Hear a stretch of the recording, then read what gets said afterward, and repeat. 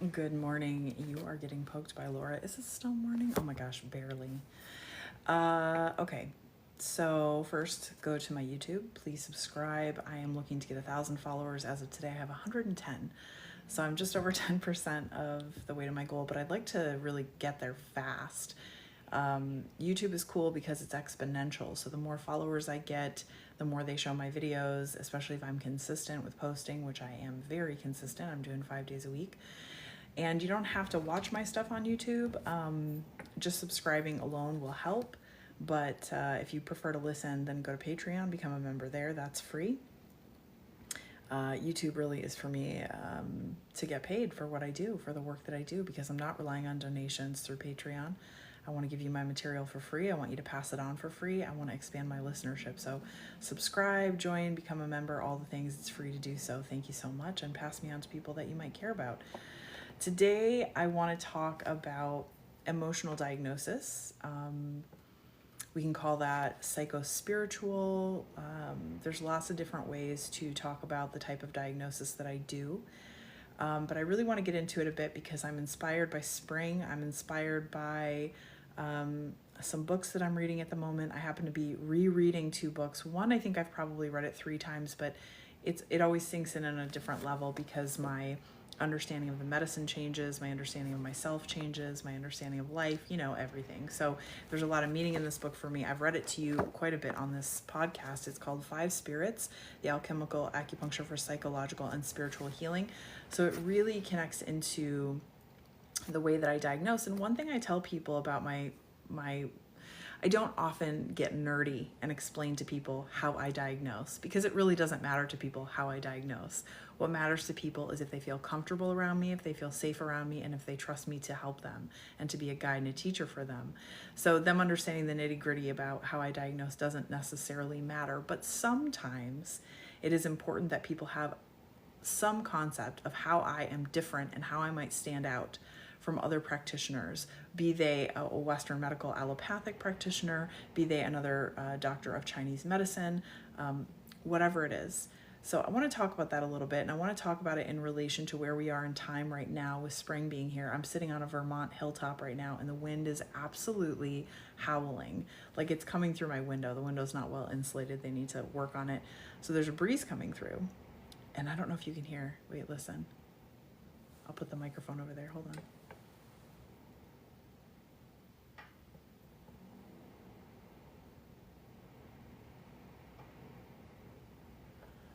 Okay, so can you hear that?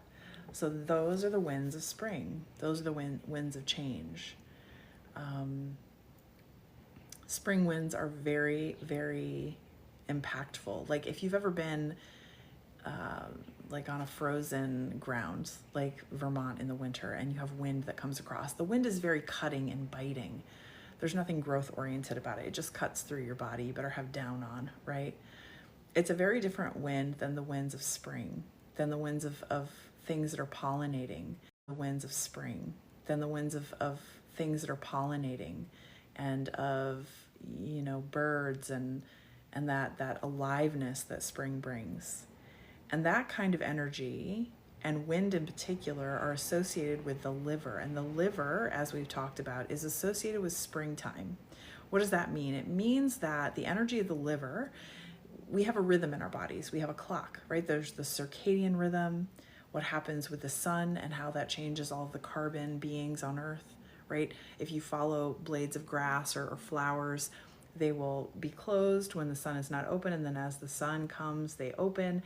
And then if you have a camera that watches them, they follow the sun through the sky. The blades of grass do the same thing. They follow, right, the light. So there's an energy and a rhythm to our days, to our nights, and to our bodies. And so at different points in the year, at different points during the day, chi, which is the animating force of life, that energy flows through our body in a certain rhythm and in a certain pattern. And at different times of the day, it's stronger in certain organs. And in different seasons, it's stronger in certain organs and in certain concepts. So right now in the springtime, metaphorically, it's probably easy to understand that this is a time of energy coming up, right? Literally, things are blooming. all around us. We have the spring winds, which are very different than the winter winds. There's a movement, there's an energy. The heat is rising, right? The sun sets and rises at different times during the day. There's more energy, there's more life. Hibernation ends. We come out of our shell, we feel inspired, or at least we should be. And if we're feeling stuck, or if we're feeling angry, or if we're feeling like we can't move through something, or if we're feeling disorganized in our thoughts, or if we're feeling uninspired, all of these things relate to the energy of the liver. And what I love, love, love about East Asian medical diagnosis is that you can come at a problem from so many different ways. So I have friends who are much more like Western medical MDs in terms of how they operate in Chinese medicine. And oftentimes I will refer people to those people because that's what they resonate with. It's what they want. It's what makes the most sense to them. They don't talk in emotional metaphor like I do. Some people respond more to that, and those people are more my patients. So we can get into the medicine and treat the same problems, right? I can treat a physical problem with you, but I can do it in my language better by way of understanding where you are emotionally. I still feel the pulse. I still look at the tongue. I still take a full medical diagnosis. I look at your issues, your body, your conditions. I can, listen to your heart. I can listen to your lungs. I can do all kinds of things in a Western medical way. And I do those things because they help me to complete a picture. But what really gives me the most insight for me as a physician is to understand your spiritual, emotional, mental experience, because that for me is as significant, if not more so for me, than a blood test. You can tell me all the levels and all the numbers associated with histamine tests and blood tests and hormone cycles and cascades, and that's fantastic, and to some degree it resonates. Sure, I get it, like all that, but it doesn't speak to me. It doesn't give me the kind of insight that allows me to be really the brilliant doctor that I can be. But emotions, mental state, they do.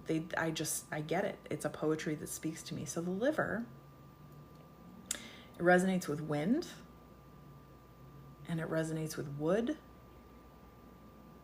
It is the ethereal organ, the ethereal soul. It goes on and on and on, which, as another friend pointed out this morning, right, is like the energy of the liver to regenerate itself. It's the only organ that can do that. We can take off a part of our liver, we can give it to somebody else.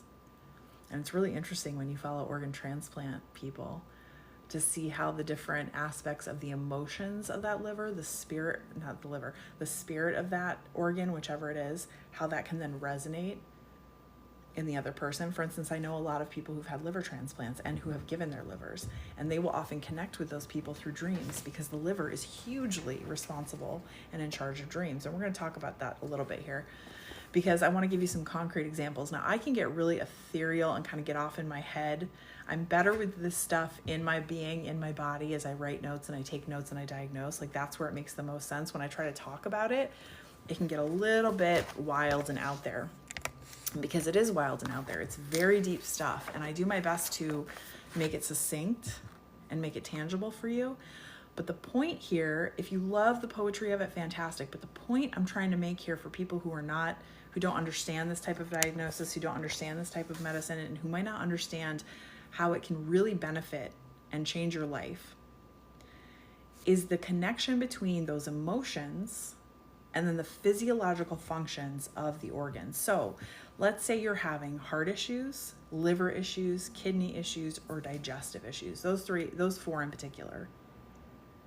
The liver issues that I'm about to go over might resonate. There might be overlap. You're like, well, yeah, it's that, but it's also this. Everything works in conjunction, right? Everything is on a grid. Everything is interconnected. So there's always going to be overlap. You're always going to have like the Venn diagram, right? Where the circles overlap each other because they're interconnected. But the liver right now is where we're at. It's springtime. And so the energy of the liver this time of the year is at its biggest, its boldest. So what does that mean? That means that if you have an imbalance in the liver, it's really going to stand out this time of year. Like, you're really going to be feeling the effects of that physically, emotionally, mentally.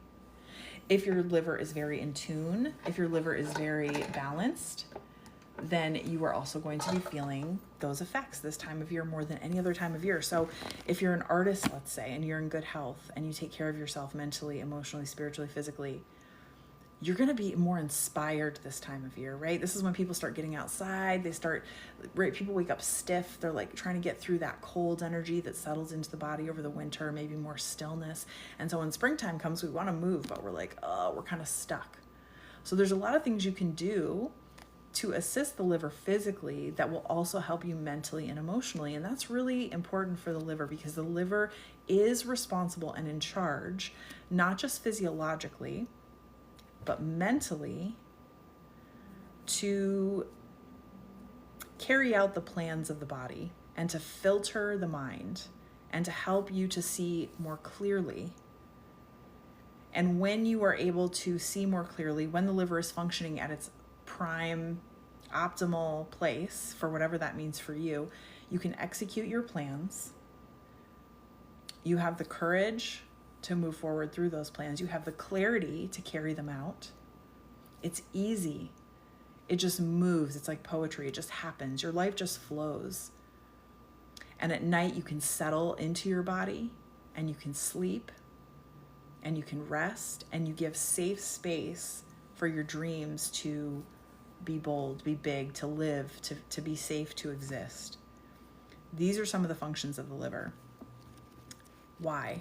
So the liver in Chinese medicine is responsible for storing the blood. These are very different concepts, and they really cross over into the mind and body.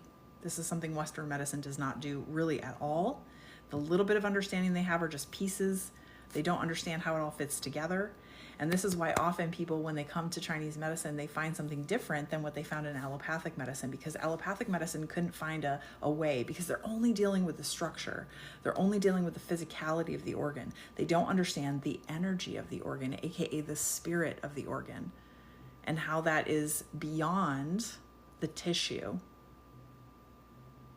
So what's beyond the tissue of the liver? Well, the liver itself, most people know in the Western world that the liver is sort of a filter, right? The kidney and the liver, they're both sort of filters, but they filter different things in different ways, very different physiological functions.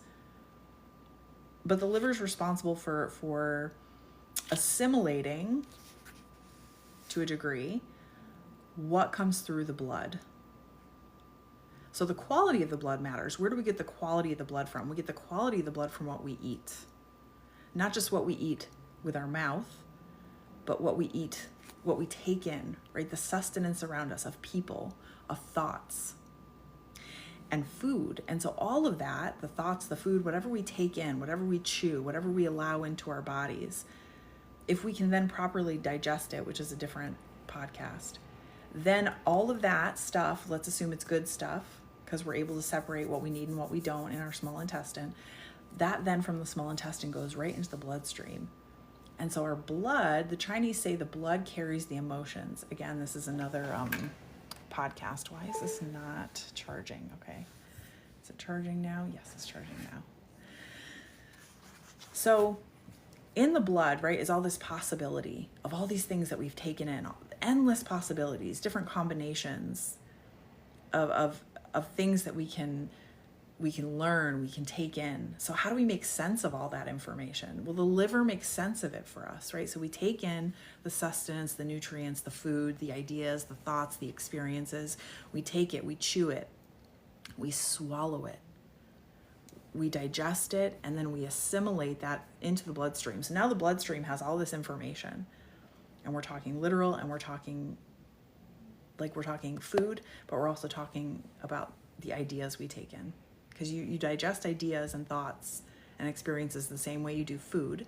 It's just more energetic than it is physiologic. The physiologic is the metaphor for what goes on emotionally, truly. And this is how I'm able to diagnose through physical things. And then by hearing about emotional life, I can really help you to pinpoint the organs and where the problem is happening. And we can do physical things, and we can do emotional things, and we can do mental things to help to shift that organ. So it doesn't always have to be medicine, right? It doesn't always have to be acupuncture. There's lots of ways to affect these things on a mental, emotional, physical, or non-physical level. So the liver, all that possibility in the blood, all that emotion, all that stuff in the blood that we've taken in, now we have to sort it. Now we have to find a direction for it, a use for it, right? Does it go to the kidneys to help repair something? Does it go to the heart to help nourish something? Does it go to the brain? Because where does all this stuff go? How do we make sense of all this? So that's what the liver is there for. Physiologically, it's there to make sense of the blood, to separate things, to direct the plans and get our bodies what it needs. And we want it to do that expeditiously, smoothly, easily, so that we can get everything that we need. But it also does this for the way that we are inspired, for the way that we process all of that raw emotion. Now, what do we do with that? How do we make use of this? Right? It's like right now in the world, like people are very confused or despondent or dissociated because they can't make heads or tails. They can't decide which way to go. They're too caught up in injustice. They're too angry. They're too upset. So they can't take a direction. They can't take a path. That is liver energy. And so right now, if you have been confused or depressed or emotional about things, it's probably going to be worse if your liver health isn't great. And I don't just mean the physical liver. So there's lots of ways we can repair and heal the liver on a metaphysical level, on an energetic level, to help it to heal physically, so that we can physically and then mentally and emotionally be better processors of all of this information, come out of the victim mentality and come to stand in ourselves and move forward with a plan, to have clear thinking, to have a clear vision, to be clearly inspired. And in a physiological way, according to Chinese medicine, what does the liver do? A few things. So it stores the blood, it stores the emotion. It also nourishes the eyes. What do the eyes do? They help us to see, literally and metaphorically, to see deeper, to have clarity, to have vision. In a chakra sense, the liver is associated with the third eye, right? Which is, let's see, is that, it's not pineal, it's the other P. Not pineal. Wait, is it pineal? Right, not pituitary, pineal. So the pineal gland, the third eye. This ability to see within ourselves, but also to see a layer deeper, beyond just the physical vision. That is associated with the liver. So the liver, in, again, Chinese terms, is the general. It's not the emperor. It's not the empress, it's not the queen, it's not the king. It doesn't hold the ultimate light of the plan. This is the vision. I am the leader, this is the vision, or this is rather the light of the truth. The liver is the general that carries out those plans. So if your liver's not working right, if you can't see clearly, if you can't separate what's coming from the light physiologically, so you might have a physiological liver problem. This is going to impact your emotions. This is going to impact your ability to be organized, to think clearly, to execute a plan. This might mean you have a fatty liver. This might mean you have tremors. Do you shake? Do you have tremors at all? That's a liver wind issue. That means there's a deficiency in the liver. This might also make you feel timid, shy, unable to speak. Now, the liver also has a secondary channel. It's more of an emotional channel that comes into the throat. I believe it comes up under the tongue like the kidney does. It doesn't control the tongue. That's the heart. We speak with our hearts. People who are a little bit off, right? They can have crazy tongues, or they can have very deficient lethargic tongues, like people. What did you say? That's a tongue. That's a heart issue, how people speak. But the voice, the strength of the voice, the ability, right, to carry out a plan, to speak a plan, to give voice, that's the energy of the liver. That's the general. So if you have physical liver issues, look and compare that to your emotional health. I ask people really weird questions when they come in the office about things like this, right? How are you with decision making? How are you with planning? How are you with organizing? How are you with seeing clearly yourself, seeing how you fit into the world? Like, do you have a vision? Do you feel apathetic? Do you feel depressed? Do you feel angry? Anger is a big one. If anger comes up for you big this time of year, irritability and anger, you know you've got some liver issues. So what can you do? In this book, she talks a little, we'll dive into some practical stuff. Also, I encourage you to go to my Patreon, type in liver, type in spring. I have lots of stuff going back to 2022 about the liver. I think I even have some liver gallbladder cleanses in there that you might find helpful. But she talks in here about dandelion, which I agree, dandelion is a fantastic, fantastic herb. It's a draining herb. It drains heat. Now, if you have deficiency signs in the liver, you might not want dandelion, or you might need to supplement with something else. Dandelion is really good for clearing. It's good for the eyes. It's good for the breasts. It's good for heat. It's a really good clearing herb. And it's also a springtime herb, right? When do we see dandelions the most? Spring and summertime. So you can, as long as you're not spraying your dandelions, you can go out and pick them. And don't just do the flower and the stem, do the leaves and do the roots. Every part of it is different. You can do dandelion coffee with the roots. That will be a little more supportive of the kidney liver connection, because think about kidneys, right? Roots deep in your body. So the dandelion is the liver all the way through, but it will, like the flower would probably be a better herb to clear out the liver and heart. Great thing to do this time of year, spring and summer. Spring is liver, summer is heart. If you're having more kidney issues, more low back problems, more urinary issues, more issues with water metabolism, maybe you're also very fearful. Maybe there's a lot of fear in you right now. The roots might be better. You can also do the whole freaking plant. Just chop it, but I would do them separately because they are very differently medicinally useful. So dandelion, a great thing to get. You can get it in the tea bags, that's fine. Know that tea bags are always going to be of lesser quality and of lesser potency. Always try to get organic when you're getting things like this, because this is medicine, right? That's why I say go out and do it yourself. Just dry them. Dandelions are everywhere. We should stop killing them.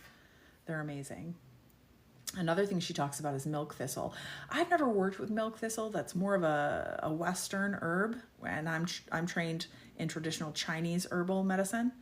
So my whole pharmacopoeia is Chinese. Now that doesn't mean there's not crossover, and it doesn't mean that I can't look at Western herbs and learn them. I can. It was just, it was a lot to learn Chinese herbs. It's like a lot.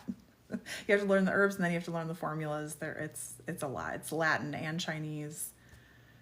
It's pharmaceutical work is what it is, just through herbs. But milk thistle, she gave some specific instructions. Actually, did I talk about that already? I don't think I did. Let me tell you about milk thistle, what she says about it.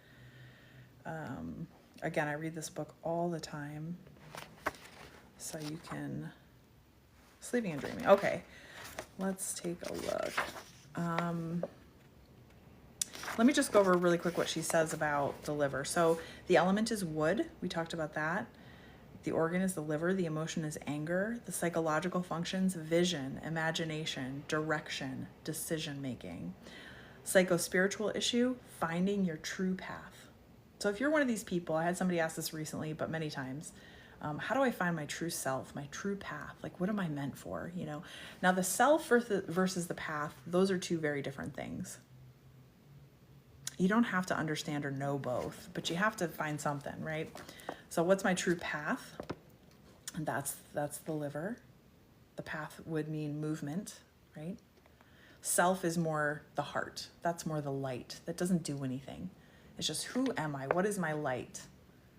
What's the message? And then the liver is the carrier out of that message. So the king and the general, or the queen and the general. Liver's the general, finding the true path. Cosmological associations, clouds, mists, tree branches. This is an understanding I've come to much more deeply today. I'm not going to go in it on this podcast, but I've always been a little bit mystified, like sort of pun intended. How does the liver represent mist and clouds? And it's because the liver is this really funny organ that kind of exists between the spiritual realm and the body realm. It's this really mythical, special thing that we have. Plants have it too, but humans have it in a much more particular way, in that our ability to be action oriented. We're really empowered by our livers to take action, but it kind of lives above and below. gosh, I really want to go into it in nerdy Chinese tech, but I don't want to bore you. The reason that the liver is associated with the clouds and the mist is that the clouds and the mist, right, they come really from earth, from the moisture of earth.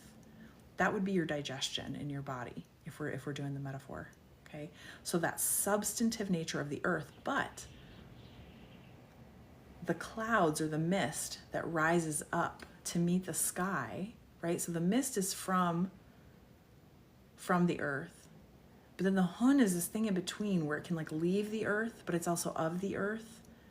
And so it dances between that ethereal, mystical, magical stuff of dreams and inspiration that comes from the light, but it needs that substance of the earth and of the body. That's the liver really is this very magical, wondrous, creative energy. And okay, I'm going to try to wrap it up because let me see. Where are we at time-wise? Oh, yeah, 25 minutes. I'm going to talk about this a lot. And if you have questions or you want to know something in particular about you, call my phone number. What's my phone number? Let's find it. Where's my phone number? My phone number is 802-322-3548. Leave me a text message. Leave me a voice message. Tell me what you want to know. Tell me a story. Whatever. I'll extrapolate. And if I need to get in touch with you to clarify, I will. Or if you want to clarify later, we can do more. But I want you to ask me about this stuff because this is really relevant right now. It's relevant because of where we are in space and time in our world, in our country. It's relevant for where we are in the springtime of this year of our Lord, 2025. And it's important for us as individuals because what we really need, like everybody keeps going, oh, how do we do all this big change? And it's so overwhelming. I feel, you know how we do it? We do it one person at a time. Every single person needs to look at their shit. You know, when I see people complaining about the guy who's in charge right now, and they just won't stop complaining. It's huge on social media. It's like a Twitter blue sky kind of thing where people just, they send memes all day. They complain all day. They make the same joke. It's like, bro, like you gotta move forward. How do you do that? How do you make all this change? Well, I don't know what to do. I feel overwhelmed. You change yourself. And this kind of understanding of liver, like if you feel overwhelmed, just start drinking some dandelion tea. I'm not even kidding. Look up Qigong sounds for the liver. Like make the sound of the liver. I think it's like a whooshing sound, like wind. I think that's the Qigong sound. It's like or something. I did all that a long time ago. I never resonated with Qigong. I always try to go back to stuff, but you can make sounds. You can take herbs. What do I need most help with? What's associated with the liver? Am I having problems with my eyes feeling nourished? Are my eyes feeling dry? Guess what? That means your liver is dry. That means we need to nourish your liver. Are you having problems making plans or thinking clearly? Okay, it just dinged me for the phone number that I shared. I guess I'll have to do that in a different way.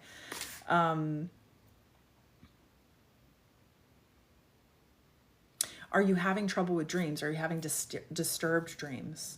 Are you not sleeping well? Are you tossing and turning? Are you having a lot of allergies? Allergies are very closely associated with liver function and liver health. So we don't have to come at it. I can diagnose you from an emotional mental standpoint, right? You can come in and I can see all these things and then I can feel your pulse and I feel the quality of a liver dysfunction. And I look at your face or I look at your eyes and I see the qualities of a liver dysfunction, or I look at your medical intake and I see some conditions associated with liver dysfunction. And then we talk and you tell me about your emotional experience of existing in this world. And I hear through your voice, not only through what you're saying, but through the quality of your voice, through the tone of your voice. It tells me if you have an excessive liver or a deficient liver. And I don't just mean the organ itself, right? I mean, the spirit inhabits that organ. So the spirit, the energy of that organ and what it's here to do for us emotionally and mentally. And our organs are that too. They're not just physiological things that do physical things for us. They also do mental, emotional work for us, and they work in concert together. And this is what I'm trying to explain to you, is that if you can understand the overlap between the mental and the physical aspects of every organ, that is what I do. That is what my podcast is about. That is what I'm trying to weave in here for you in a way that is tangible, that you can grab hold of. then it's another doorway for you to understand how to heal yourself in ways that don't have to be gargantuan. They don't have to be things that overwhelm you. Like, I can just drink some dandelion tea and that might help. You mean my period blood? And if I'm having trouble with my period, that tells me that my liver may not be super healthy. And there are herbs that I can drink and take and eat and incorporate into my diet. There are things I can change in my diet in springtime that will help my liver to assimilate better, because the energy of the liver is big and I want to help balance that out. So I want to eat more in season around springtime. It's always important to eat in season, always, really. You should be eating 99%, or at least in the 90s, in conjunction with the seasons. You should not be eating foods that are out of season for where you live. Like, people go, oh, well, watermelon's in season in Australia or whatever. Like, yeah, but you don't live in Australia, so you shouldn't be eating it in the wintertime. These are things I teach my son. He hates it, but he knows it so well that he won't do it. He's like, I can't eat watermelon. I really want to, but it's wintertime. Like, that's right, because it will impact your body negatively, and vice versa. If you eat things of the spring that are growing around you in season, you are going to help support the liver. So we can do really simple things in our lives to impact our emotional, mental health and well-being on a level way bigger than the westernized idea of like, oh, we'll just eat right and you'll feel better. No, it's you can get really targeted. Having a problem with anger, having a problem with irritability, having a problem with indecisiveness, having a problem with night sweats, having a problem with gout, having a problem with your periods, having a problem with disturbed dreams and sleep.